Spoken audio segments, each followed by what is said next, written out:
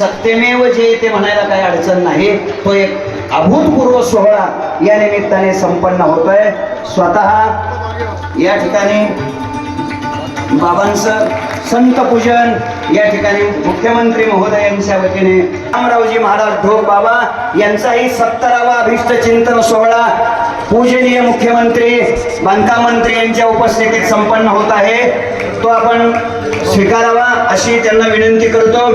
अगोदर या ठिकाणी बाबांना शांती ब्रह्म हा पुरस्कार देण्यात येत आहे।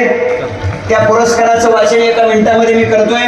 वारकरी संप्रदायाचे थोर उपासक स्वानंद सुखनिवासी सद्गुरू जोग महाराज परंपरेचे कृपांकित ज्यांनी सलग 6 तप वारकरी शिक्षण संस्थेची सेवा केलेली आहे, ज्यांनी विनामूल्य अध्यापनाची सेवा केली, हजारो वारकरी साधक कीर्तनकार कथाकार महामंडलेश्वर घडविले।